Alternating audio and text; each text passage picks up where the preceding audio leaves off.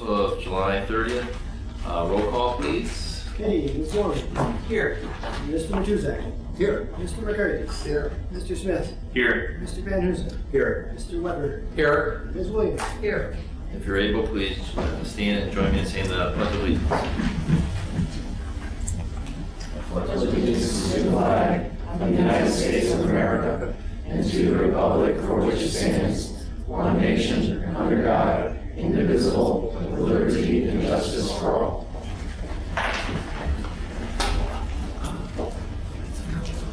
Minutes of council for July 9th. Yep. Thank you, Mayor Mack, and I move to approve the minutes of the July 9th, 2019 meeting as written and dispense with the reading.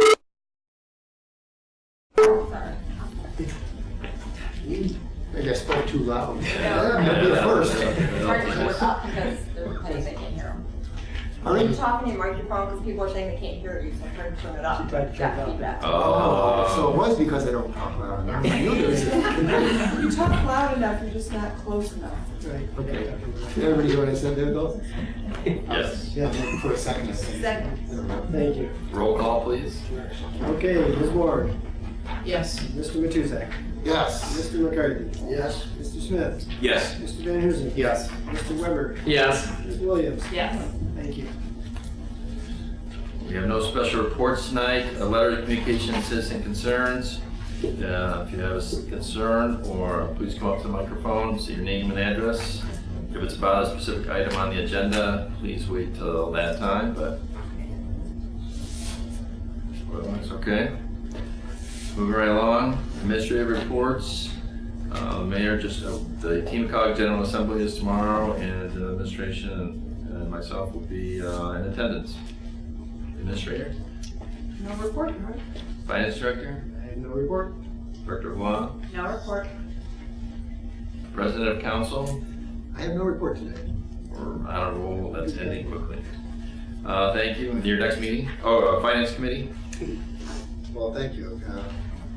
I don't have a report because we didn't have a meeting last week because we had no agenda items to go over. And our next Finance Committee meeting is currently scheduled for Tuesday, August 13th at 5 o'clock. Thank you. Service Committee? Thank you, Your Honor. We met on July the 24th and convened at 5 p.m.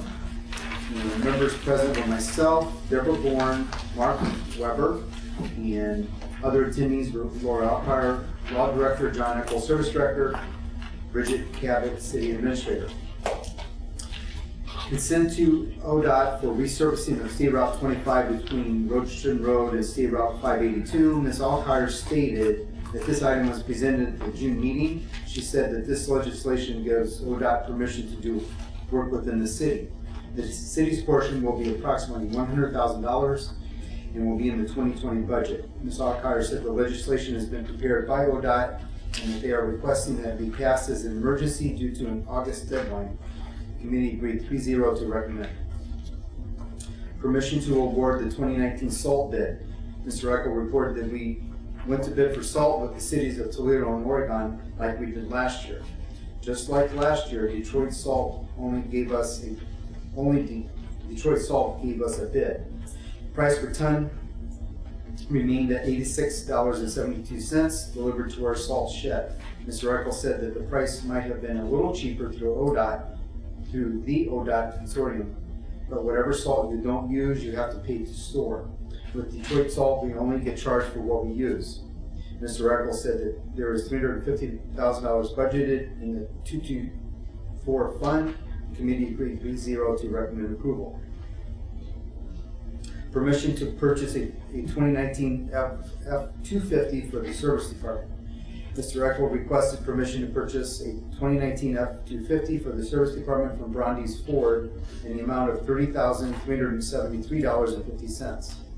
Mr. Eckel explained that we can purchase vehicles through the state purchasing program, or we can go through a local dealer if they will sell it for less than the price in the state purchasing program.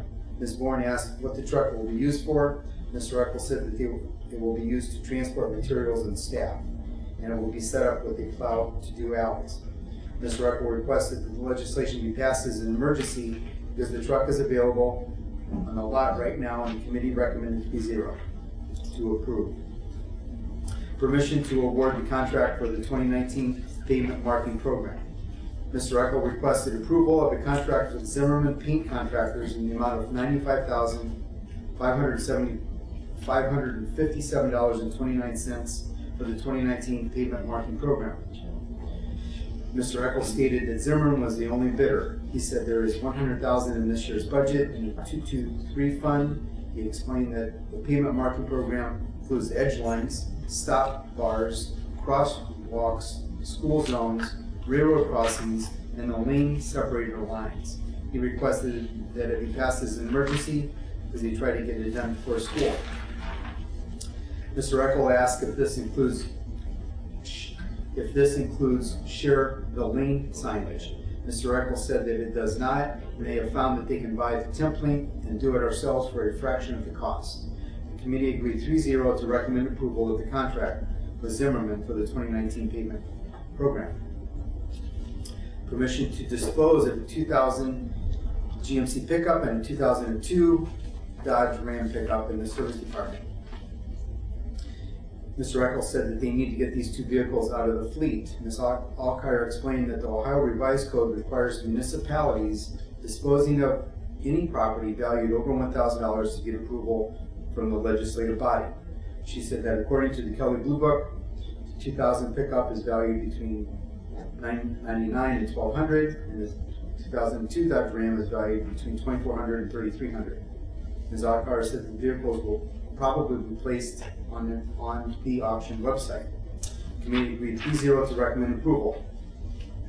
Under other business, I asked about our sign rotation. Mr. Eckel said that signs are replaced based on the reflectivity, and we replace them as needed. He said that the sign shop carries an inventory of all signs used by the city. Ms. Bourne said that there has been a problem with explosives at Hickory and 7th Street every weekend since July 4th. There being no further business, the meeting was adjourned at 5:21. And our next meeting will be August 28th at 5 p.m.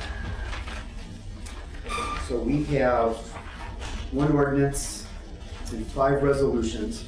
And if no opposition, I would like to read, we'll have 3 different votes tonight.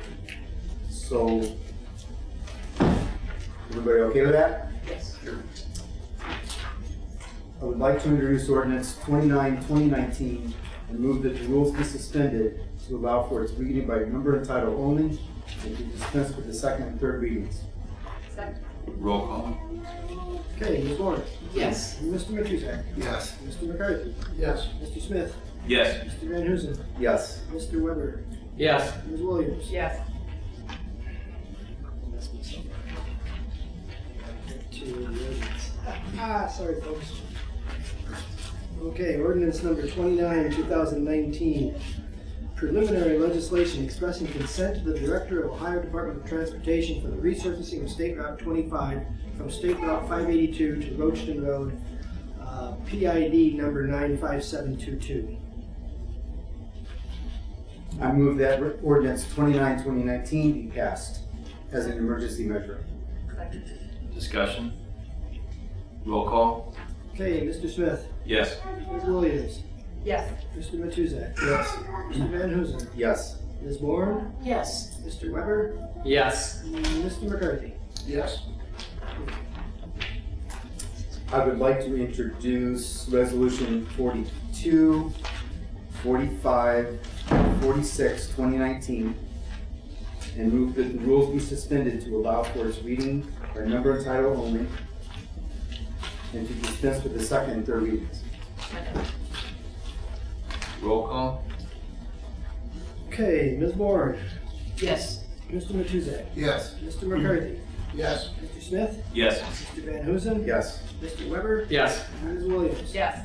Ordinance number 42, 2019, or I'm sorry, resolution number 42, 2019, accepting the bid and authorizing an agreement with Detroit Salt Company for winter road salt for the 2019 to 2020 season. Resolution number 45, 2019, a resolution declaring one 2002 Dodge Ram 2500 currently used in the Parks Division no longer needed for public use or unfit for public service. And resolution number 46, 2019, a resolution declaring one 2000 GMC Sierra 3500 currently used in the Street Division no longer needed for public use or unfit for public service. I move that resolution 42, resolution 45, and resolution 46, 2019 be passed. Second. Discussion? Roll call? Okay, Mr. McCarthy, Yes. Mr. Weber, Yes. Ms. Bourne, Yes. Mr. Smith, Yes. Ms. Williams, Yes. Mr. Van Huzen, Yes. Mr. Matuzak. Yes. And then finally, I would like to introduce resolution 43, 2019, and resolution 44, 2019, and move that the rules be suspended to allow for its reading by number and title only, and to dispense with the second and third readings. Second. Roll call? Okay, Ms. Bourne, Yes. Mr. Matuzak, Yes. Mr. McCarthy, Yes. Mr. Smith, Yes. Mr. Van Huzen, Yes. Mr. Weber, Yes. Ms. Williams. Yes. Resolution number 43, 2019, a resolution authorizing a purchase agreement with Brownies Ford Toledo not to exceed $30,373.50 for the purchase of a 2019 Ford F-250 for the Perrysburg Parks Division and declaring an emergency. And resolution number 44, 2019, accepting the bid and authorizing an agreement with Zimmerman Paint Contractors in an amount not to exceed $95,557.29 for the 2019 pavement marking program and declaring an emergency. I move that resolution 43, 2019, and resolution 44, 2019 be passed as emergency measures. Second. Discussion? Roll call? Okay, Mr. Smith, Yes. Ms. Bourne, Yes. Mr. Weber, Yes. Mr. Matuzak, Yes. Ms. Williams, Yes. Mr. Van Huzen, Yes. Mr. McCarthy. Yes. Thank you. Mr. Mayor, that concludes my report. Thank you very much. Safety. Thank you, Mr. Mayor. Safety Committee met on July 23rd, and the meeting was called to order at 6 p.m. by myself. Committee members present were Deborah Bourne, Jim Matuzak, and myself. Also present were Bridget Cadett, City Administrator, and Laura Alkire, Law Director. Authorizing an agreement with Motorola Solutions Incorporated for the purchase of communication radio system for Police Division. Police Chief Pat Jones stated that the mayor asked that he do his own research and make a recommendation regarding a radio system for the Police Division. He called attention to a letter he wrote to the mayor and a letter from the Wood County EMA Director, Jeff Klein, that had been distributed to the committee. Chief Jones stated that he talked to a lot of people, including members of the committee that was formed to discuss the radio system and other experts in radio systems. He met with Sheriff Ossolishin and the chief of BGSU. The Wood County Sheriff's Office, BGSU, and Bowling Green are all on the VHF system. He said that there are a variety of opinions on what's best. He said that our fire division, as well as many of the local communities, including Maumee and Perrysburg Township, all utilize the 800 megahertz system. Chief Jones stated that for the safety of our officers and the community, he is recommending that we go to the Lucas County system. He said the cars currently have UHF and VHF. He recommends keeping the VHF so our officers can still communicate with the Wood County Sheriff and replacing the UHF with the Lucas County system. Chief Jones stated that the quote from Motorola for $231,348.70 includes mobile and portable radios. Ms. Bourne asked about communicating with the Ohio Highway Patrol. Chief Jones said that Marks is not giving access the way they used to, and the OSP will have access to pursuit channels. He said no system is perfect, but the 800 megahertz system is used by our fire division and by our surrounding neighbors. I said that I had reviewed all the information and it made good sense to me to go with the 800 megahertz system. Mr. Matuzak asked for clarification on the different groups referenced on the estimate. Chief Jones explained that the base stations will be utilized by the detectives and unmarked vehicles. The variations of radios are based on the available room on the console in the vehicles. Mr. Matuzak asked if we will have direct access to the schools with the new system. Chief Jones said we will not, but we don't have direct access with them now. Mr. Matuzak asked where the funds for the new radio system are in the budget, and Ms. Cabot said that the $230,000 of the cost will come from the 403 fund, and the balance will come from the police operating budget. Mr. Matuzak noted that the quote is good for 30 days, and he asked if there is any idea on the time frame. Chief Jones said that it will take 4 weeks to get the radios, and then they will have to be programmed before they are put in the vehicles. The committee agreed 3-0 to recommend approval for the purchase as an emergency. In other business, Mr. Matuzak asked where we stand on dispatching. Ms. Cabot stated that Chief Jones was working on the radios first, and that'll probably be the next thing he might work on. Mr. Matuzak asked if City Council will have any input on the decision. And Ms. Cabot said that because the employees are covered by a collective bargaining agreement, City Council would have to approve layoffs. Ms. Bourne stated there have been explosives used at the intersection of Hickory and 7th Street every weekend since the 4th of July. There being no further business, the meeting adjourned at 6:26 p.m. And I have the resolution for this radios. So I would like to introduce Resolution 47, 2019, and move that the rules be suspended to allow for its reading by number and title only, and dispense with the second and third readings. Second. Roll call. Okay, Ms. Bourne, Yes. Mr. Matuzak, Yes. Mr. McCarthy, Yes. Mr. Smith, Yes. Mr. Van Huzen, Yes. Mr. Weber, Yes. Ms. Williams. Yes. Resolution number 47, 2019. A resolution authorizing the acceptance of a quote from Motorola Solutions Incorporated for the purchase of a radio communication system for the Perrysburg Police Division in an amount not to exceed $231,348.70 and declaring an emergency. I move that Resolution 47-2019 be passed as an emergency measure. Second. Discussion?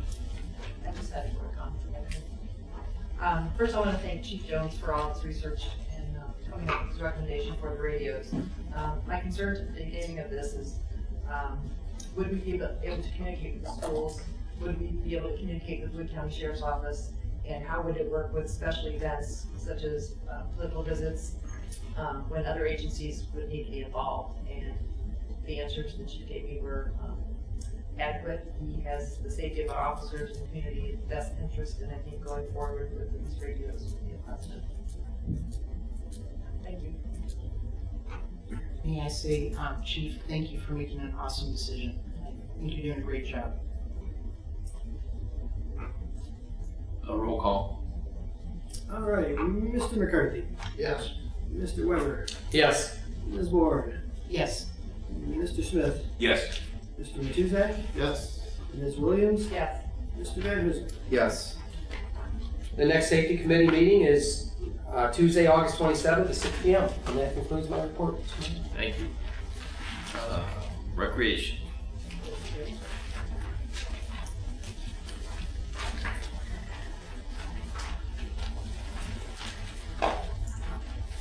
First, I'd like to give my report, and if anybody has anything to say after I've given my report and what I've said, they can say it.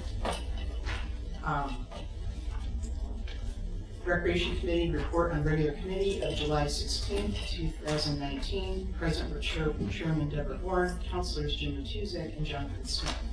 City Administrator Bridget Cabot, Law Director Laura Alhart.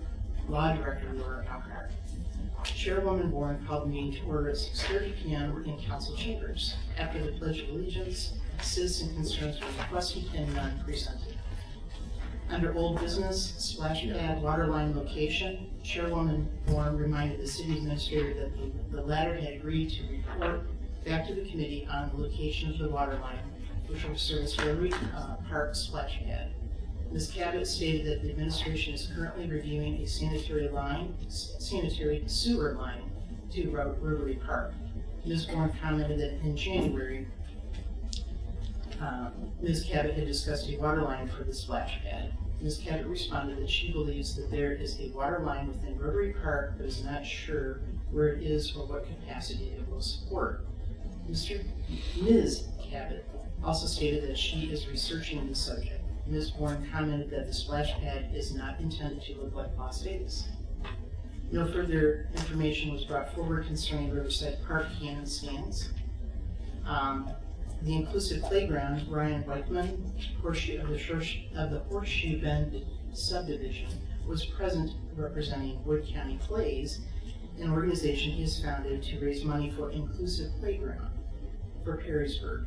This type of playground can be used for children, including those with disabilities. Mr. Weichman presented informational packets to the committee about how the project can be achieved. He also mentioned that an informational meeting for the community had been held recently and more than 50 citizens attended. They are now organizing a steering committee and a community committee. He mentioned that one of the organization's goals is to purchase equipment which is practical as well as attractive. Mr. Weichman showed the committee a Google map of Rotary Park with a proposed location with a park of 100 feet by 100 feet. This area would include the splash pad. He said it would be very helpful for the fundraising that Wood County Plays is doing if the city would make some kind of commitment that necessary space in Rotary Park will be available. Chairwoman Bourne congratulated Mr. Weichman's organization for having raised already $50,000, and he clarified that the donation came from the Wood County Board of Developmental Disabilities. Mr. Weichman stated that the total cost of the playground equipment would be around $350,000, for the surfing scene of about $200,000, and the splash pad $100,000 to $150,000. So the total project would be funded by private donations. Mr. Matuzak asked who prepared the map. Mr. Weichman replied that he did. Mr. Weichman also stated another benefit of the park would be to enable children with disabilities to play with those without them, so each can learn from the other. Mr. Smith noted that there is an existing master plan for Rotary Park, and these proposals are not in it. He said that he is not opposed to the idea, but he wants to make sure that it goes through the proper channels. Ms. Cabot responded that the Planning Commission would have to approve a change in the master plan to include them. Mr. Matuzak asked if Rotary Park is a proposed location. Ms. Bourne replied that that is the hope. Ms. Alkire clarified the next step would be to have the Planning and Zoning Committee of Council review the proposed amendment to the Rotary Park master plan at its special meeting on July 30th. If approved, it would go to the Planning Commission and then back to the Recreation Committee and then to the Council. Jim Hagan, 10741 Avenue Road, proposed that some of the city employees who would be maintaining the facility be included in the design discussion because they will know what components will be most efficient. The crosswalk across from Fort Meigs, that will be tabled until Richard Dills appears to discuss it. New business agreement with the Perrysburg Rotary Club. Ms. Alkire asked the committee to recommend the approval of Resolution 48-2019, authorizing the city to enter into an agreement with PRC Park LLC and contribution $35,000 toward the construction of a park pavilion at Rotary Park. Chairwoman Bourne moved to approve the request and passed it 2-0. Mr. Smith abstaining. This will be on the City Council agenda on July 30th. Discussion of a new city park near Cove Court. Mr. Smith stated that there are 2 undeveloped parcels of land near Cove Court, which he feels should be made into a passive park, like Orleans or Side Pet Park and Maumee.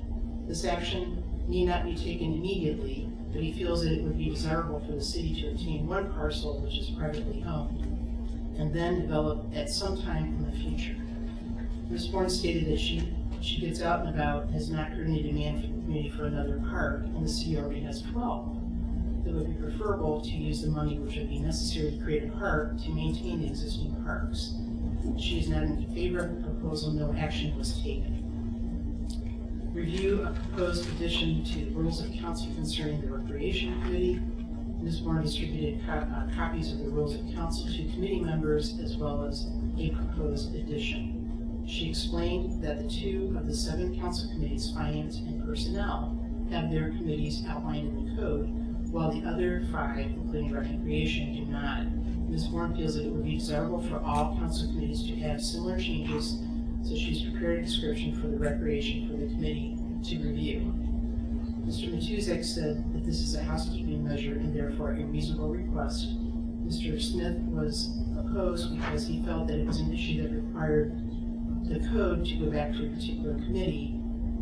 The committee could block action by delaying a vote on it. It was pointed out to him that the reason committee's membership is limited, the 3 or so the full council can overrule them if it wishes. And the rules of council authorize it to remove any issue from the committee and to send it to full council if a majority of council wishes. Mr. Smith seemed to have difficulty understanding this concept. I do have copies of the rules of council they passed out. Some of you don't have them, and I passed them out before. I don't know who has them or doesn't have them. Ms. Alkire pointed out that some of Ms. Warren's proposals included powers which belong to the administration, but she felt comfortable with those involving legislative action. She agreed to prepare a draft ordinance which would include some of the language in the part of the rules of council which would deal with the finance committee so that both committees would be able to play their proper roles. This will be submitted to the recreation at its next regular meeting on August 13th. Then there ensued a lengthy discussion with council committees should interview candidates to the various mayoral appointed boards. Ms. Warren had included in her proposal the right of the recreation committee to recommend approval of candidates to the Parks and Recreation Advisory Committee. Ms. Alkire stated that the Appointment Review Committee is empowered to review all applicants. John Orser, 125 East Front Street, stated that the custom has been in recent years for applicants to have 2 interviews, one with appointment review and the other with whatever council committee oversees the work of the board for which they are being considered. Mr. Orser stated that the Appointment Review Committee should be abolished because it was created where one particular former mayor decided to refuse to make appointments. They filled a temporary role which is no longer necessary. Before the Appointment Review Committee was created, candidates were interviewed by individual committees, as is the case today. Under other business, Ms. Warren reported on the PrAC meeting of July 1st. Apparently no action was taken at this meeting, with most of the discussion consisting of presentations by Ms. Cabot and Ms. Alkire on how PrAC can organize itself. One PrAC member, speaking as an individual, announced her opposition to splash pads. Ms. Warren stated that she feels that currently PrAC is suffering from disorganization and needs to have rules to guide its behavior. She recalled that during her service as a PrAC member from 1999 to 2003, the committee was better run. Mr. Smith asked to see the PrAC minutes for the last 2 years. Ms. Alkire responded that the staff was unable to find many of them, but they were looking. Mr. Matusek suggested that Ms. Warren might help PrAC in its organizational update. She replied that she is a non-voting member, but she can make suggestions. And I do have something else I'd like to say as well regarding that initiative.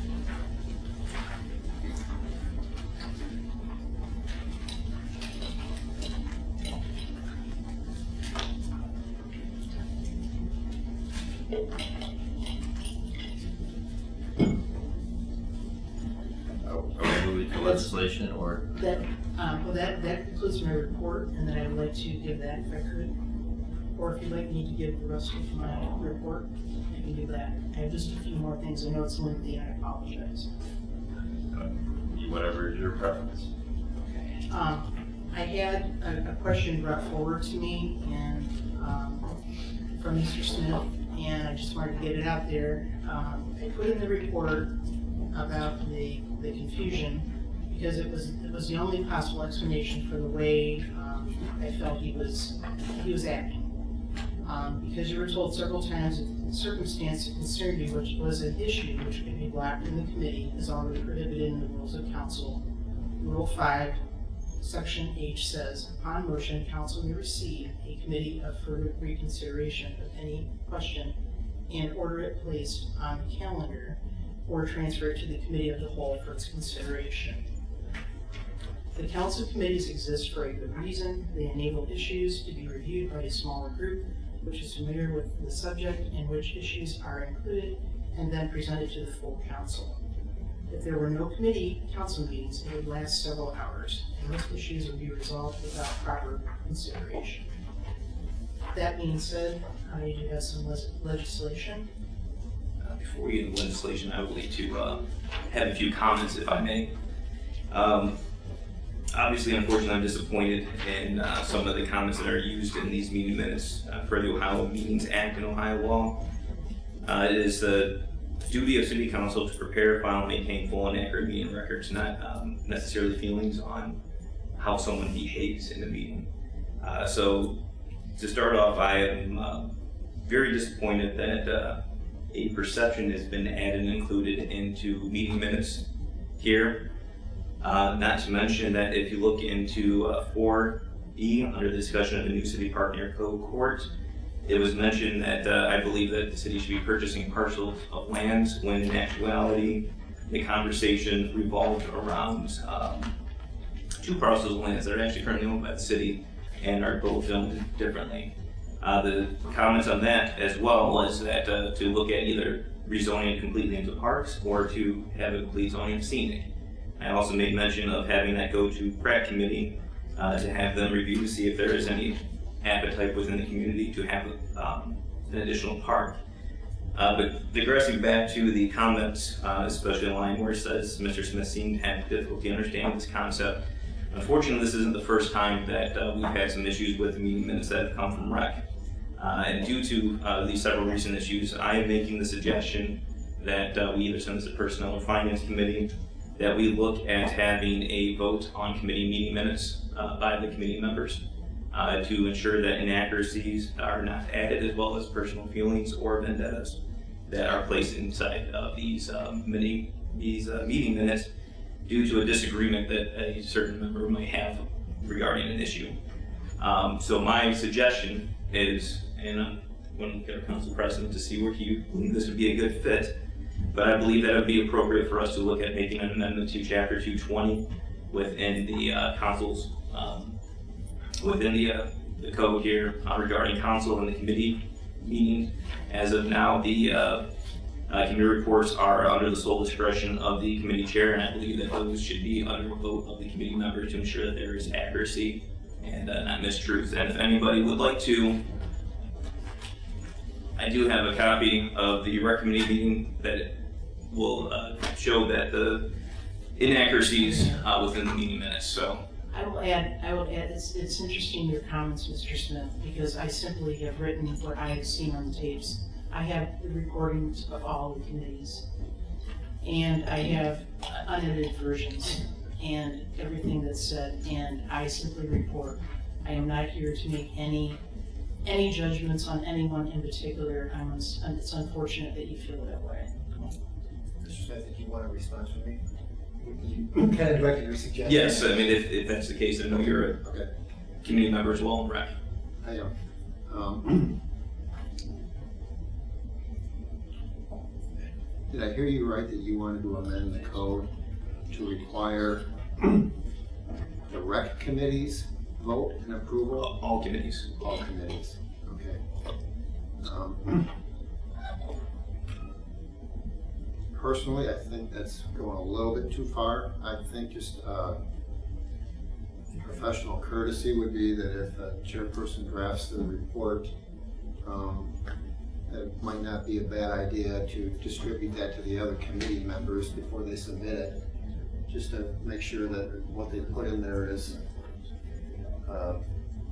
adequate, sufficient, so that if you have any issues with it, those issues can be resolved before they're submitted. We had a former councilman that used to do that with me. I don't know if he submitted it to other people, but he would run them by me and ask if this is okay. And I rarely had a change to it. Sometimes I rewrote it just for grammar. But I thought it was a nice courtesy to ask me to take a look at it, and I think if we did something with that, I think it would be okay. But I would hate to go and do something as drastic as change. Unfortunately, and I hate to interject, I did reach out and I was told that this is the facts based off of what they. Well, No, I understand that. I mean. Can we just have, I think that, can we just, I think the president of council was a little. Yeah, that was, one of the complaints was that someone would interrupt someone else when they're trying to talk. So my personal opinion is I think that's a little drastic to actually amend the code for something like that. I would hope that all of us being upwardly and mature, secure adults, we could just respect one another with a courtesy. And if there's a comment in there about somebody else, what they said, what they didn't say, then maybe it wouldn't be a bad idea to shoot them a copy of the draft before you submit it. I will do that. I don't have a problem doing that. That way, you don't have to necessarily vote on it, but at least you can, if you have an issue with something, that can be resolved, quietly, non-publicly. And I think we're all mature enough to reach a conclusion before we submit those reports. So personally, I wouldn't. I understand why you want to do it. I just would hope we could do something a little less permanent than amending the code or something like that. We're all humans. We're going to have personality conflicts. We're going to have policy conflicts. We're going to have political conflicts. We're going to have all kinds of conflicts. And I don't think it's really necessary to amend the code to accommodate those different conflicts every time we have one. I would hope that we could do something differently. But that's my opinion since you directed it. So I understand your concern. Well, unfortunately, I did do those steps and was told that this is the meeting minutes as is. So if that's the case, then there's really no input by the committee members on. And per the code, there's also no input in the code per the committee members. I think there is, because I've had the same situation with myself, and I voiced my, not my opinion, but my thoughts. And I was in disagreement, and I just left it at that. And I wasn't overly concerned with how it made me look. I wasn't concerned with that, and I moved on, and it's in the past, and it hasn't happened again since. So. Well, I think this is obviously aired. Yeah. So. I will make mention, just so you are aware, I always check once, twice, 3 times, and I go back with the tape that I have to make sure I have everything. Well, I'm just asking that all of us try to work together to resolve these types of things. If there's something that's in the video, if one person claims it's in the video and the other one claims it's not in the video, I guess. President Matuzak, I believe one's right, one's wrong. Okay, you were there. So do you agree with the minutes? Are they accurate? I did not review the videos, but I will tell you what my recollection is. Okay. I think there were 2 points that are at issue here. One was the suggestion that we look at putting a park over near Pro Court. I personally don't recall anyone saying anything was owned privately because, and I'm not even on the planning and zoning committee, but I don't think we can rezone something that we don't own.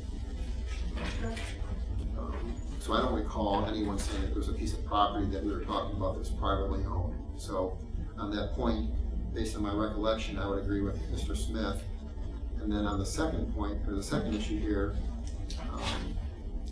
Mr. Smith seemed to have had difficulty understanding the concept. I would just hope something like that wouldn't be included in a report, because we've all seen me have difficulty understanding some concepts, and, and nobody's put that in the report, and I wouldn't put that in the report about somebody else.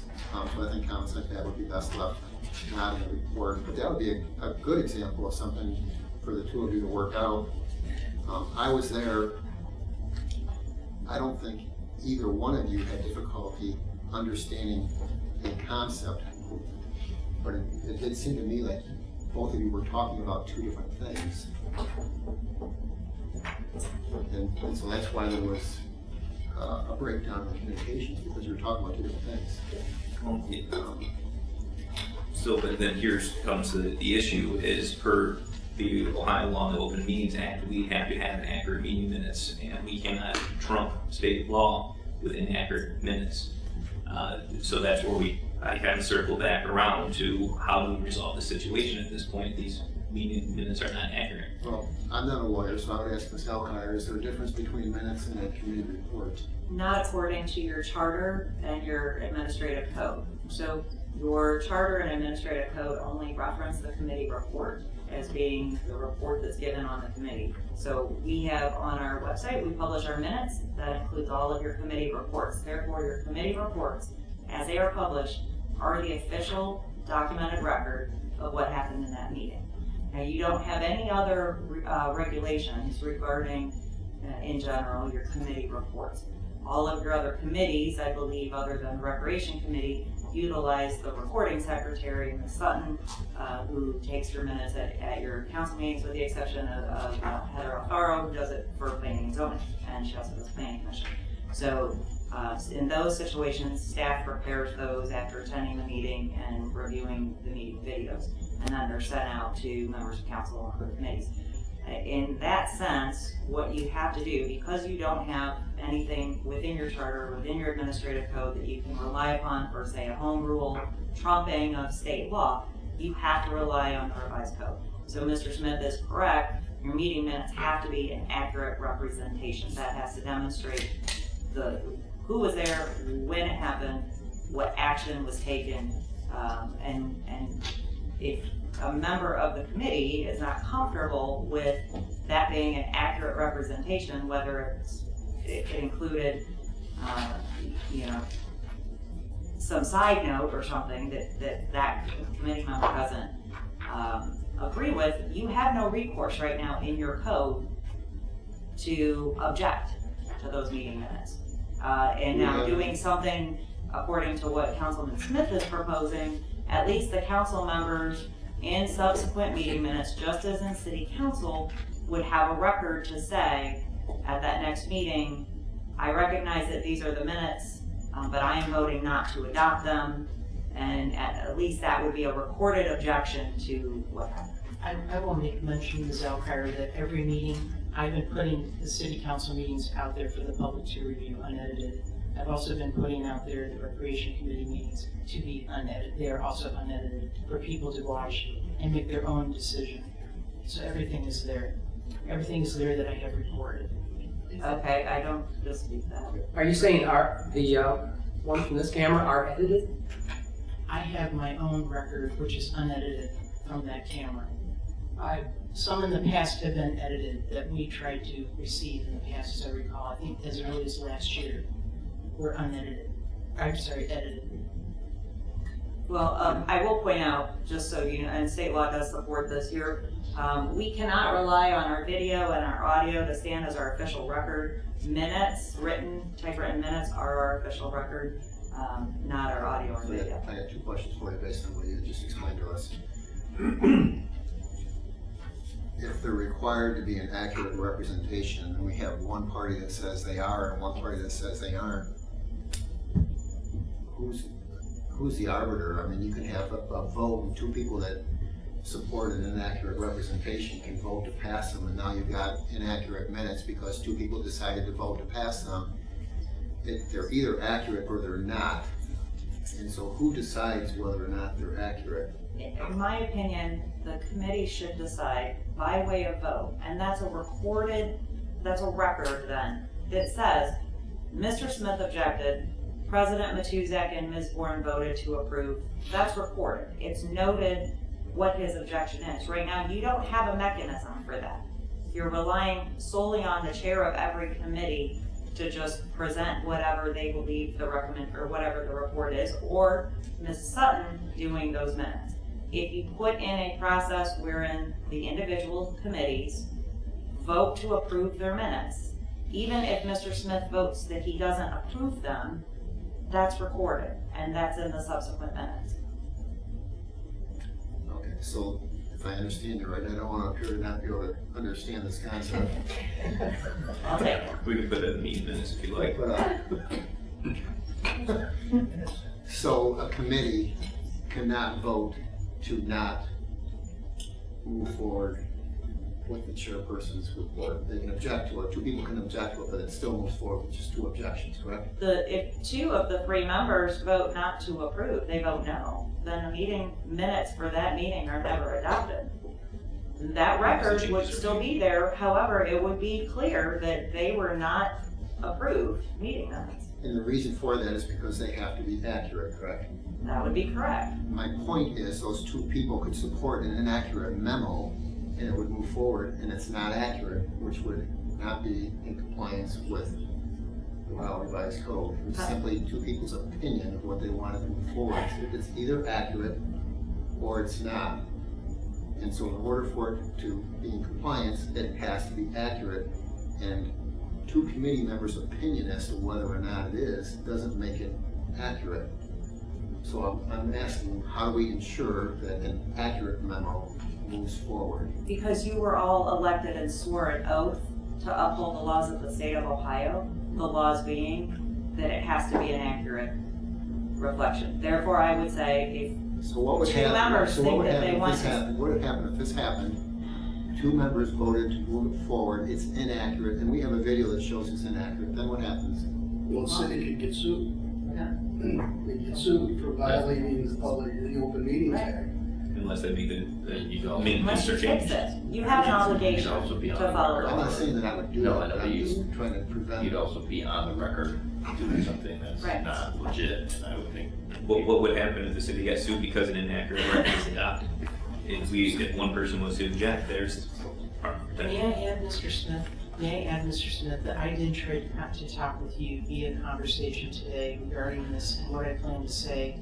And the entire time I tried to speak with you, you were yelling or screaming or interrupting me, and I could not do so. And in the process, while I was trying to talk to you, you hung up on me and said, quote unquote, before said, I will challenge you at the next council meeting. Actually, I said that I don't think we're getting away with this conversation. We're That's, gonna have I this just conversation. thought it was rather immature, and I'm used to dealing with people on a professional level, not at that level. All right, I would request that this conversation either end with, because this has turned into personal attacks, and I'm not going to stand for this on council. If we're going to make accusations on personality, I am not going to stand for this, and I will look into the code as to what we're going to do next. I'm glad to know that you don't want to stand for that. Just, Well, with your suggestion, I don't want to end it if there's something that other members want to say. Well, I was just gonna, an alternative, Jonathan, to what you're saying would be when we approve the minutes, you know, a part of that approval is the minutes of the various committees are referenced, and the copy of which is attached here too and made a part of these minutes. I think as a way to address that, if a committee member felt strongly that the minutes did not accurately depict what had happened, you know, then it might be, when we make the usual motion to approve the minutes, someone might say, hey, hold it, before we do that, I have an issue. And then if council votes and says, no, we don't accept those minutes as being accurate, then that would be reflected in council's minutes.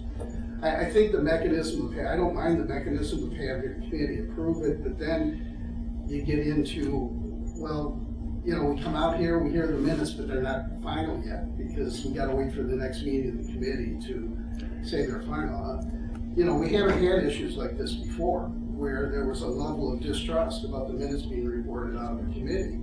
And I think for the time being, we could use this mechanism and or committee members standing up saying, this is not accurate, it doesn't represent what happened. That might be the curative measure that can work for, you know, the foreseeable future. I may not be perfect, but I am not dishonest, I will say that. Well, we've had twice issues raised about And I have both comments times, including your minutes. I will say both times, Mr. McCarthy, that I have every time checked the tape that I possess, I watch it, which is unedited, and I check it to make sure every time everything is there, and I can adhere to that. Okay, can I say something? I think the committee is, the council's still talking. This is not a time for public comment. You said it's public comment when an issue comes up. Now, please don't do this to me. I'm just, the council is still talking. The council finished what they're talking about. Ms. Elkhyer, is there any reason when, well, first of all, reports of committees aren't voted on right now, correct? But they're That's not correct. approved by the committee, they're not approved by the council. Currently, they are They're not. just submitted by the chairperson, they're read at the council meeting. Is there anything that would preclude a committee member that's is not in favor of those minutes to just publicly, after they've been read, present an addendum to those minutes that gets filed along with them? Well, Like a dissenting opinion of some sort that says, I disagree with these things, here's why, and so that becomes part of the record as well? yes, sir. Actually, there is, it wouldn't be an addendum to the minutes because current, or to the report, if we want to call it that, because currently your code only permits the committee chairperson from making the report. Probably nothing to prevent a council member certainly to do what Mr. Smith has done here tonight. This conversation will be recorded in the city council minutes. But there's really nothing to say addend the actual committee report because according to our code, he doesn't have that authority. That's the chairperson's authority. Is there, rather than, okay, so I understand what you said, so rather than amending or modifying the chairperson's report, you put it in the city council minutes, but unless someone's paying attention to what's going on, that's researching, they might not revert back to the city council minutes to see the difference of opinion. Is there a way to cross-reference them somehow? Maybe not actually in the report, but after the report will be posted in the record that you can say, also see city council minutes for, you know. The clearest way, President Matuzak, would be for the individual members of the committee to make their statements in their committee that should be recorded in a subsequent report as long as the chairperson is doing that. Is the chairperson compelled to have to include that in her or his report? To make it an accurate report of what happened at the meeting, yes. So if I understand you right, the report has to include everything to be accurate, and they don't. The committee Or do we pick reports, and choose what it has to include and what it doesn't have to include? under Ohio Meetings Act, the committee report should record the discussions that took place. They don't have to record them verbatim. However, they should record the topics discussed and a general description of those topics, enough so that a reasonable person, someone who did not attend the meeting, could read the minutes and have a full understanding of what occurred at the meeting. Okay, then I think we need to all probably change the way we write our reports, because in my own reports, you know, when we go over the schedule of checks for $5,000 or more, you know, sometimes we have no questions, sometimes we have 2, sometimes we have 10. And rather than boring everybody with every question, we just say a number of questions were asked and the administration addressed them appropriately. And we moved on, but that's really glossing it over, and then I just can see there's so much wiggle room in there that game playing can start. Jim, may I add, I'm not playing any games. No, I'm not saying that you are, I'm just saying that, Yeah, I just wanted to mention, Mr. President, you know, that it is online. at some point, we all have to trust one another and do the right thing. We didn't have any additional conversation regarding Mr. McCarthy's idea about utilizing council minutes, because when we vote on council minutes, it is approving or disapproving reports, which become a part of the minutes. So that's another way that if someone is not happy with the report that is becoming a part of city council minutes, and we didn't really discuss that as an option. In lieu of changing of the But if code. somebody's only looking at the report, they won't know that another committee member had an issue with that report unless they went back to the city council minutes, connected the dots.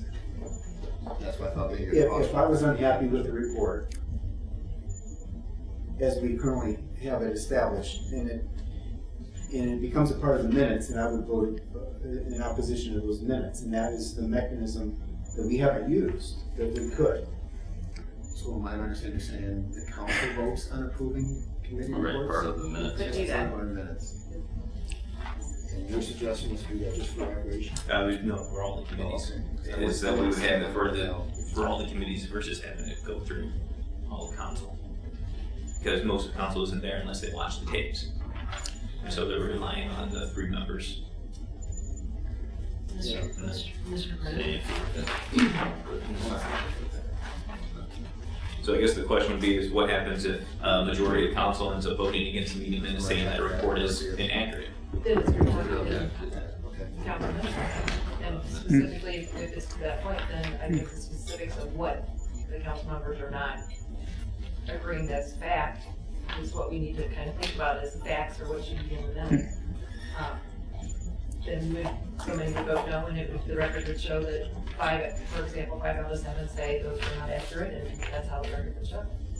Ms. Elkhart, did I hear you say earlier that all of the committees were written by Mary Jo? No, I said that most of them are handled by the recording secretary. I believe that the planning and zoning administrative assistant Heather, she does planning and zoning committee. She also does planning commission, and BZA, HLC. But between the two, I think that you guys cover both. Can I ask a Other question? than recreation. I believe I read in the rules of council that every council member is responsible for their own report. The rules of council do state shall, as it refers to the council member who's the chair of the committee shall, and it has been the practice, to my understanding, that this individual council members have delegated that responsibility to the recording secretary. I've chosen, and I'd asked about that in the very beginning, to write my own agenda and write my own report, which I've done.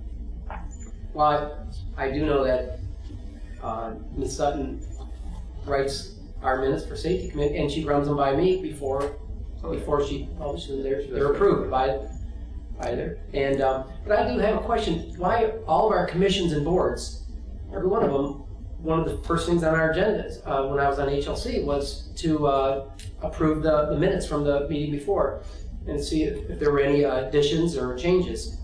So why do they get voted on and not our own committees? Why? Because they're administration.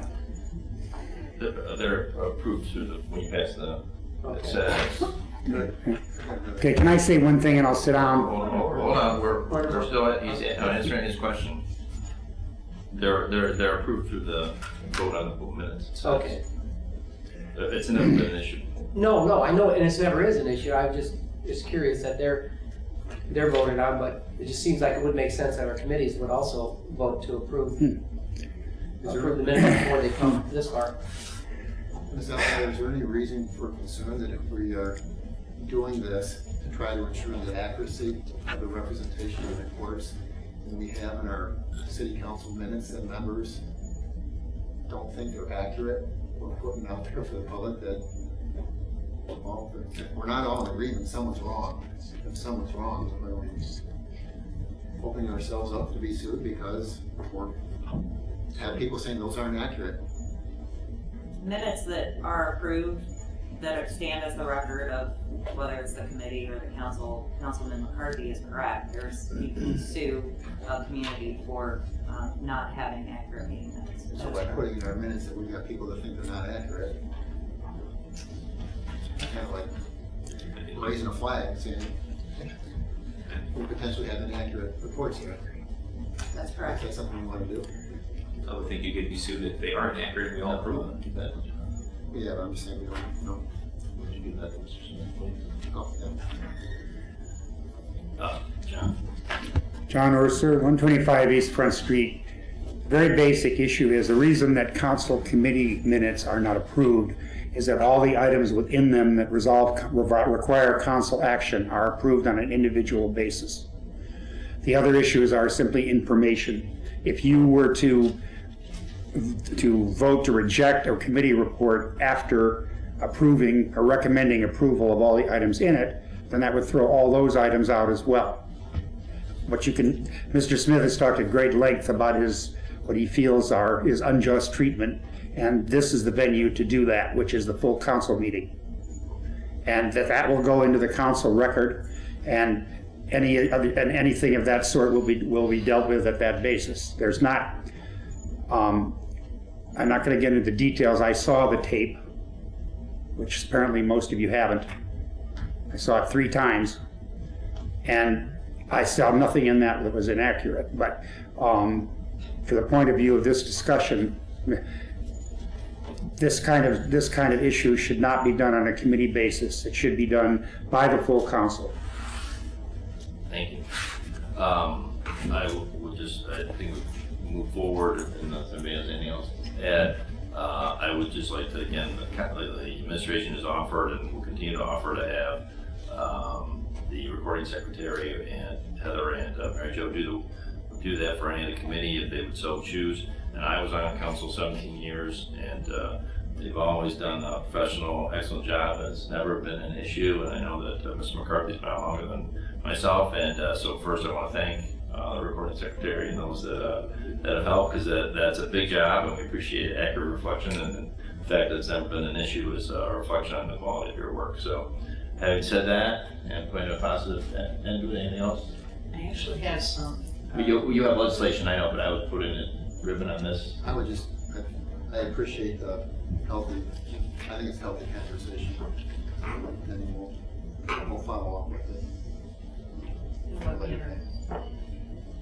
Is there a plan moving forward then? Did we decide on Have I decided something? it? No, I said, did we as a group decide? Or Mr. Schmidt? I don't think there was any motion I made on the floor or anything, and I think that this is something that needs, I think we've had a good discussion on this, and if this is the case where we're going to have the meeting minutes next month, and if these are going to be an accurate reflection of that, I'm going to be prepared to vote against the meeting minutes next month.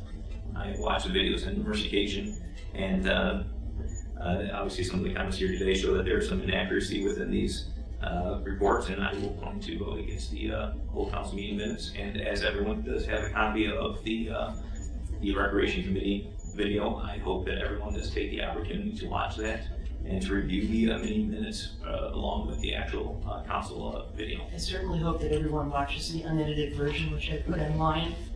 Is on social media. I have it out there for everybody to view, for the public to see and decide as they like. That's why I do it. Also, the Recreation Committee is out there as well. So both City Council meetings and the Recreation Committee are out there in their entirety for the public to view. A lot of people cannot make the meetings. That's another reason why I do it. All right, so resolution 48 is Yes. moving forward. Okay. I would like to introduce Resolution 48-2019 and move that the rules be suspended to allow for its reading by number and the title only dispense with the second and third readings. I move, okay, I'm a little ahead of myself. This is authorizing the city to enter an agreement of PRC Park LLC and contribute $35,000 towards construction of Park Pavilion at the Perrysburg Rotary Community Park. And the recommendation is to suspend rules, waive the three reading rule, and pass as an emergency measure. Okay, wait. So I'm a little backwards on that. but I wanna Let's do that. start with, we needed the introduction and motion to move. Okay. I would like to introduce Resolution 48-2019 and move that the rules be suspended to allow for the reading by number and title only and dispense with the second and third readings. I move that. No, stop. I'll second that. Roll call. Okay, Ms. Moore, Yes. Mr. Matusek, Yes. Mr. McCarthy, Yes. Mr. Smith, You need to abstain? Yes. You and Mr. Van Duzen. Mr. Van Huzen, Abstain. Mr. Weber, Yes. Ms. Williams. Yes. Resolution number 48, 2019, authorizing the city to enter into an agreement with PRC Park LLC and contribute $35,000 towards the construction of a park pavilion at the Perrysburg Rotary Community Park and declaring an emergency. I move that Resolution 48-2019 be passed as an emergency measure. Second. Discussion. Roll call. Okay, Mr. Van Huzen, Abstain. Ms. Williams, Yes. Mr. Matusek, Yes. Mr. Smith, Abstain. Ms. Moore, Yes. Mr. McCarthy, Yes. Mr. Weber. Yes. Thank you. All right. Next, recreation meeting. Yes, Mr. Mayor, that is August 13th at 6:30. Thank you very much. Thank you. Planning and zoning. Thank you, Your Honor. We met on July 10th. President was myself, committee members Jonathan Smith and Becky Williams. Our planning and zoning Administrator Brody Walters and the Deputy P&Z Administrator Mark Easterly. The first issue we took up was the proposed rezoning of property at the address 13015 Roachton Road from multifamily residential to office and service. Council may recall this was the subject of a public hearing at our last city council meeting. The property consists of 3 parcels totaling 1.38 acres, and it's located at the corner of Roachton Road and Steeplechase Lane. The Planning Commission had recommended this rezoning by a vote of 5-0. Mr. Smith asked about why it had been zoned multifamily, and Mr. Walters responded that the property was at one point probably meant to be a continuation of the apartments in front of the high school. We agreed 3-0 to recommend approval of this rezoning request. Under the category, and that'll come later to you in ordinance 30-2019. In the area of other business, Mr. Smith commented that the Ohio Revised Code has a provision that allows favoring Ohio businesses when possible in the awarding of contracts. He had drafted a similar ordinance for us to consider that would encourage the contracts to be awarded to local businesses whenever possible, and apparently he has forwarded that to the law director. We haven't had further comment on that issue yet. He did give us a copy of that and asked us to review and provide our input. Ms. Williams said she wasn't sure it was needed because she feels like we already do this. I said that I'm not opposed to it, but I'm not sure which committee should consider it. Mr. Smith said that finance is probably a better fit. No action was requested at this time. So Jim, if you'll take on the issue, we'll carry that over to finance. Can you get Jim a copy of? Yeah, I'll make sure to get them a copy. We just added something to your agenda for your next meeting. So basically, we're gonna not do it planning and zoning, which you and Becky are on, we're gonna do it finance, which you and Becky are on. Yeah, you're right. You're right. And I can, It works well that way. Then the other thing we did is we set a special meeting for tonight, which we held before council. And at that, we considered an amendment to the Rotary Park Master Plan. And the committee voted 2-0, Jonathan abstaining, to recommend that that amendment be approved. There is no ordinance on the agenda tonight to complete that process, but there will be on August 20th. That's correct. Nothing further. We meet again on Wednesday, August 14th at 5:30 p.m. And I would then, I would like to introduce ordinance where I can find it here.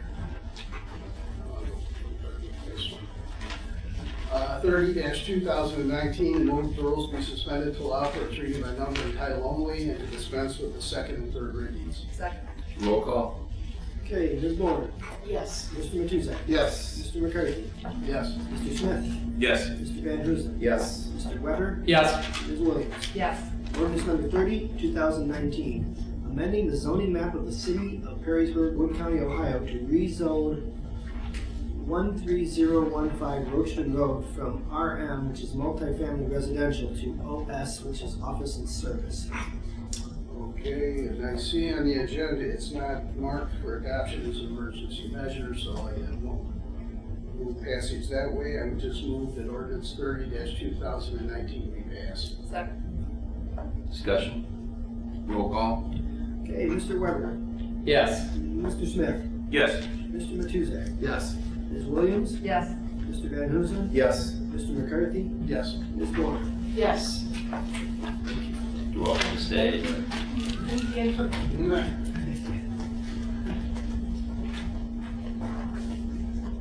Nothing further. Personnel? Thank you, Your Honor.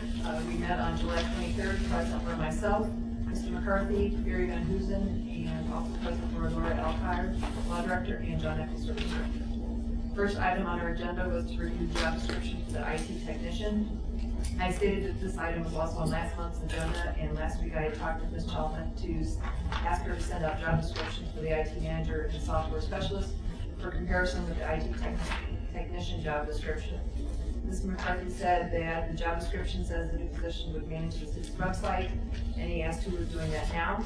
Ms. Alkire said that the software specialist handles the majority of it, with some assistance from other staff members. I stated that at the last month's meeting, the committee was told that the salary range would be $30,000 to $50,000, and the position would also absorb the summer intern position. No action was requested at that time. The second item was we reviewed a job description for a safety coordinator. We reviewed the proposed job description for the coordinator. Ms. Alkar stated that there's a need for safety training not only for the utilities and service departments, but also for police, fire, and administrative staff. Mr. Eckel stated that both he and Ms. Chalfant are passionate about the issue, and while he was in the wastewater treatment plant as superintendent, he wrote a safety program. At that time, the treatment plant employees were the confined space rescue team for the whole city. Mr. Eckel said that the employees in the services and utility departments are getting classroom safety training, but he does not feel they get the full spectrum without hands-on training. He stated that our safety program should not be based on luck, but should be based on training and experience. He said that the summer staff should also have the safety training because many are high school and college students that have had no prior training.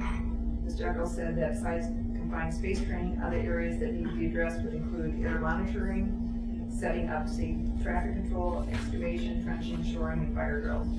He said that each building has an emergency action plan, but most employees are not aware that they exist.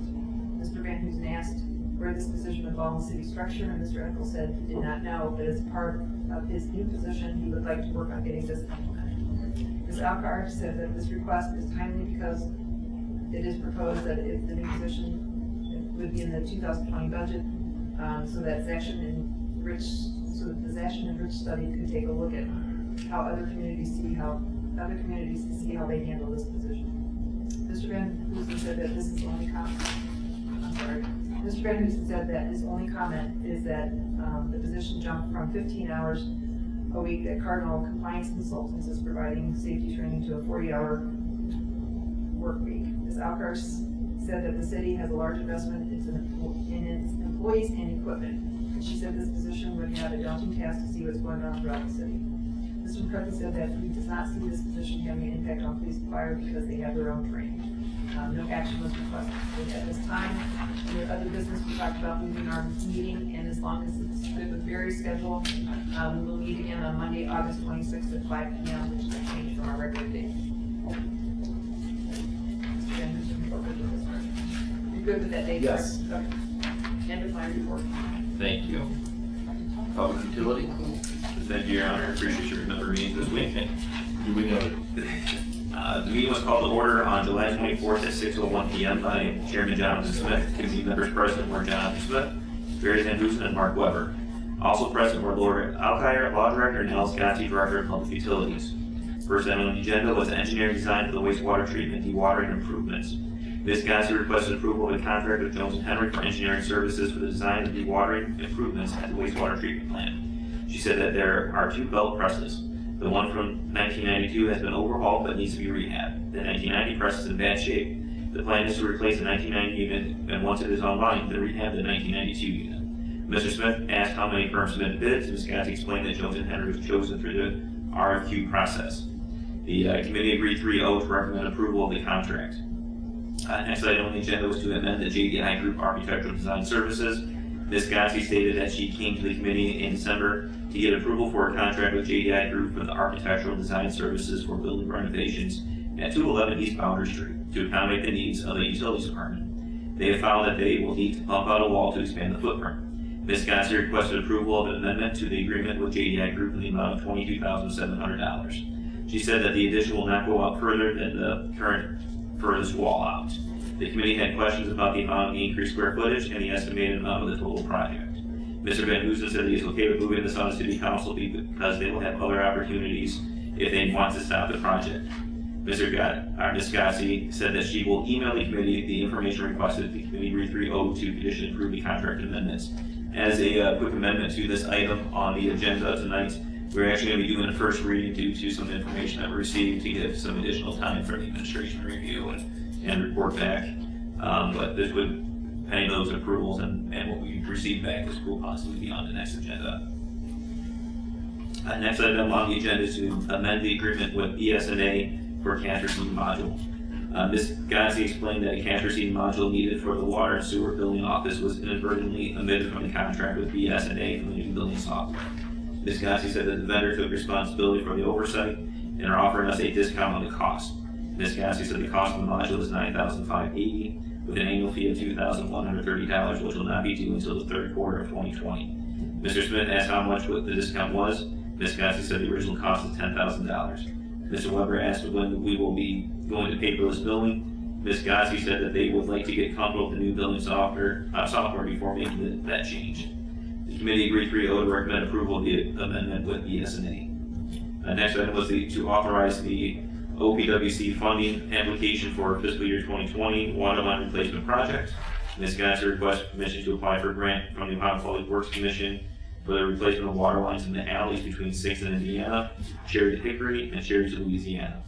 She said that the 4-inch cast iron lines will be replaced with 8-inch PVC lines. She said that she'll be requesting a grant in the amount of $175,000, which is the lowest amount of grant you can request, so you get the highest number of points. The committee agreed 3-0 to recommend approval of the grant application. We then had a conversation about the water options updates. Ms. Alkire said that she received the agreement from the city of Toledo, and she'll be sending it out to city council as privileged communication. She asked that city council keep it confidential because it is a work in progress. The committee discussed the next step, but decided to hold off on scheduling the committee the whole meeting until they are sure that they have a final agreement from Toledo. In other business, Mr. Weber asked about the gas line project, and Ms. Gazzi said that as far as she knows, it is winding down for the year. Mr. Weber had also inquired on a question from a neighbor regarding the Grassy Creek open house. He gave the question to Ms. Gazzi, and she said that she will pass the comments along to the consultants. There was discussion regarding Grassy Creek and the difference between a creek and a ditch. There being no further business, the meeting adjourned at 6:55 p.m. Our next meeting is going to be on August 28th at 6 p.m. And hopefully we might have an agreement at that point to discuss on the water. Are you going to leave us hanging on the difference between a creek and a ditch? A creek mingles and a ditch goes in a straight line. There was some discussion regarding the right of ways as well. Who's responsible for cleanup? Yes, that's ultimately where that came to the question. I do have 4 items here. I'm going to break them up into 3 different motions here, just due to 2 being an emergency and 1 resolution not being an emergency, and then with the first ordinance being a first reading. So I would like to introduce ordinance 31, 2019, and move that the rules be suspended to allow first reading by number and title only.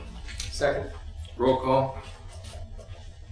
Okay, Ms. Moore, Yes. Mr. Matusek, Yes. Mr. McCarthy, Yes. Mr. Smith, Yes. Mr. Van Huzen, Yes. Mr. Weber, Yes. Ms. Williams. Yes. Ordinance number 31, 2019, an ordinance amending ordinance number 5, 2019, adopted on January 8, 2019, and increasing the contract amount with JDI Group for an additional $22,700 for architectural design services for building renovations at the Department of Public Utilities and declaring an emergency. All right, there's nothing to move at this point, so never mind. I would like to introduce Resolution 49, 2019, and Resolution 51, 2019, and move that the rules be suspended to allow first reading by number and title only, and to dispense with the second and third readings. Second. Roll call.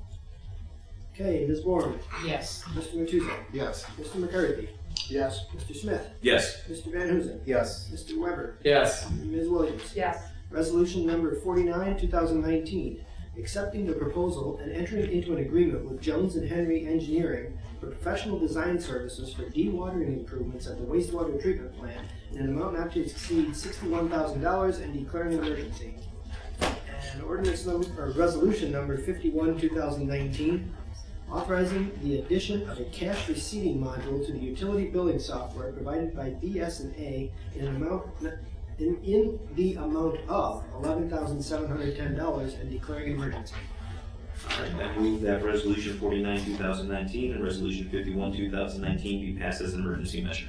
Second. Discussion. Roll call. Okay, Mr. McCarthy, Yes. Mr. Weber, Yes. Mr. Smith, Yes. Ms. Moore, Yes.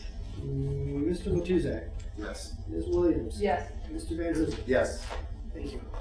All right, I would also like to introduce Resolution 50, 2019, and move that the rules be suspended to allow for its reading by number and title only, and dispense with the second and third readings. Second. Roll call? Okay, Ms. Warren. Yes. Mr. Matuzak.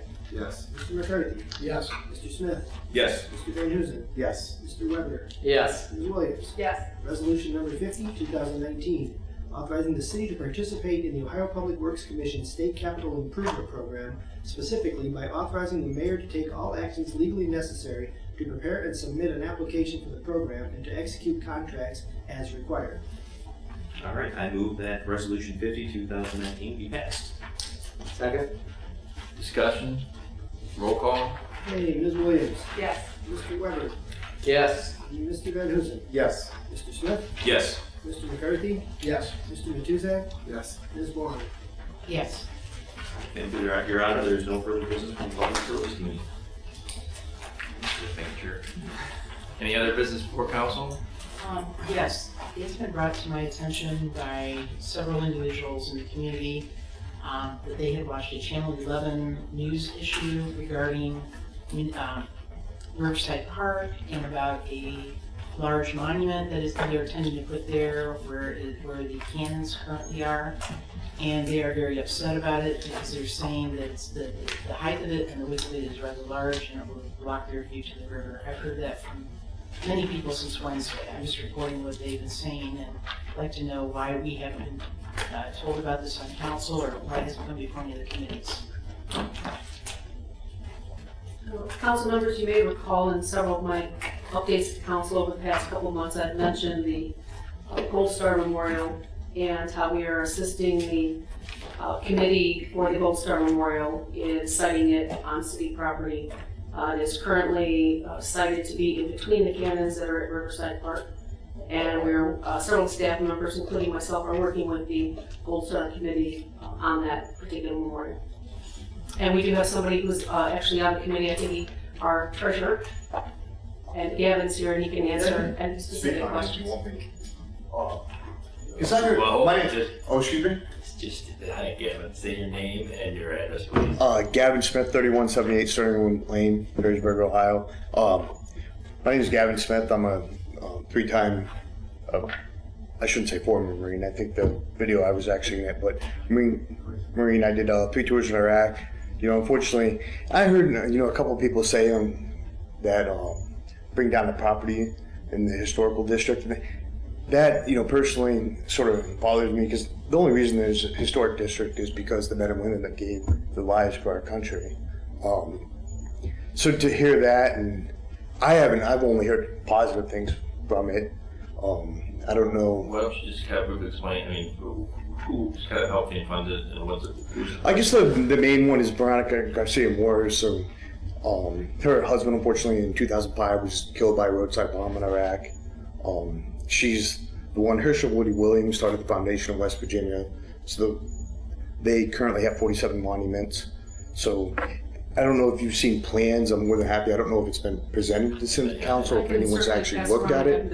Have one of Veronica's The pamphlets pamphlet. from the foundation. And I guess I'm just sort of concerned, like what. I'm bringing it up because it's been brought to my attention on many occasions. I am certainly not against anything military oriented. My father was in the military to begin with. But the question is, why Riverside Park and why not, for the amount and the size that I looked at, what they had sent me, was about 7 feet high. That's pretty large. Are you looking at something that large? Because currently there is a Blue Star Memorial that's currently in that park. I don't know if you are aware of that. Correct, and I think the plan was to move that down next to the Commodore Perry. There are 2 individuals here that did the Blue Star Memorial that I'm seeing sitting out here. I'm acknowledging Mr. and Mrs. String, you did a lot of work on that. Okay. And I certainly would not like to see them diminished as a Perrysburg resident. Obviously not you or either, but I think looking at what I read and saw that was pointed out to me by several people, I don't think anybody was against having it. I think what they were against is the location. That's what I constantly heard was the location was the key. And what I constantly heard was, why don't they put it in the old part of the cemetery where people often have the VFW ceremonies, which makes a lot of sense, really.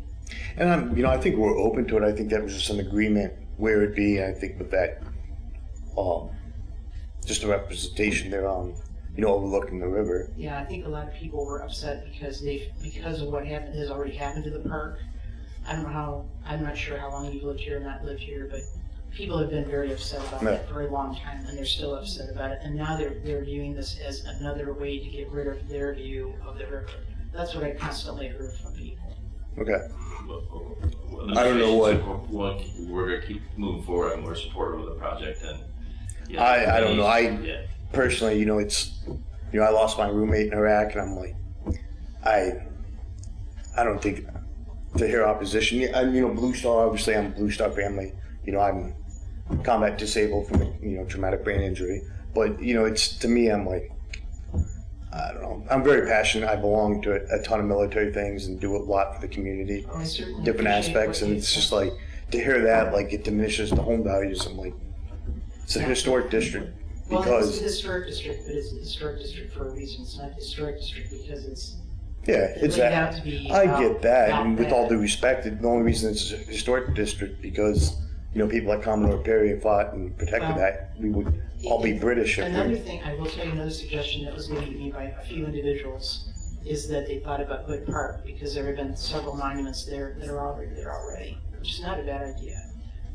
Yeah, there's going to be opposition everywhere. Well, I think that might be considered because the amount of comments were quite a bit. Okay. No, I respect that. And I will tell you, they were from people I didn't even know. Well, I think there's still a lot of steps before we get to the actual. Yeah, I think the fundraising needs to be done. There's, I. So if anybody wants to, we use this opportunity. Maybe wants to support the fundraising. Yeah, you're more welcome. Please, So. contact. And I'm a huge supporter. Like, how if they want to donate, how could they do that? Is there a Facebook page? Yeah, there's a webpage. I don't have it at the top of it. I think it's on there. Right here, if you'd like to. Yeah, I think it's on there, but there's a Perrysburg Facebook page on it. Gavin Smith, Haraz Gambari is a huge supporter. Veronica, is on the board. Something I'm very passionate about. I'm on everything, Honor Flight. I do Reach Across America. To me, I don't know. I didn't hear anybody say they were against it. It was just simply the location. That's what I constantly heard, and I kept hearing, why not either the cemetery, Fort Meade Cemetery, which is a good idea, and I think it's in information you could possibly do that. I haven't heard anything but positive things, so I know a lot, but I hear a lot of people. I can say a lot of people against something, but I haven't heard anything. So we'll just keep working. I think we can keep working, and we'll see if we can. But thank you for the time. Thank you. But take care. Anything else? Oh, yeah. Bob Terrain, 670 Oak Mill Drive, Perrysburg. Mary has been, my wife Mary and myself, been involved in the Blue Star monument and its present location, and as well as the ceremony that occurred there. Did I just hear? I don't think there's any plan to move it. Oh, that's what I just heard. Somebody said move it. The Blue Star Memorial will stay, my understanding is it would stay in this existing location.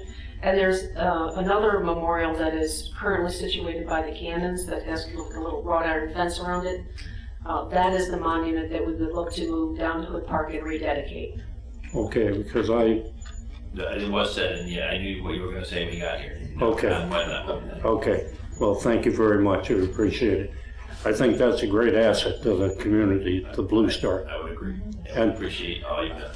I'm a 20-year Air Force veteran. My wife's 3 years. So we thank you for your service. Thank you, service. We have over 100, I'm Mary, we have over 100 years of immediate family military service, so we're completely for the Gold Star. My concern a little bit is that I don't know how you got the Gold Star accepted, but we had to go through quite a process and fill out several pages of information where it would be located, blah, blah, blah. My concern is we spent probably 1/10 of what I saw the budget is for the Gold Star. I would not like them to be in competition with each other, because they're two distinct. One's for military people, past, present, and future. Gold Star is for those deceased. If you're spending that much money on them, is that gonna make us look teeny tiny? You know, that's fair. Sure, we wouldn't want that. Yeah. Yes. And John Eckel was 100% supportive of it, helping us establish it. So we're 100% for the Gold Star also. Mrs. Turing, wasn't Kip here? And he was Our son dedicated Is he it. still a colonel in the Air Force? He's retired now after 31 He was years. here for that ceremony, I believe, in 2014. Mm-hmm. Yeah, that was impressive. Thank you. Thank you. Anything else? All right, we move to adjourn. Haven't heard the motion. We're adjourned.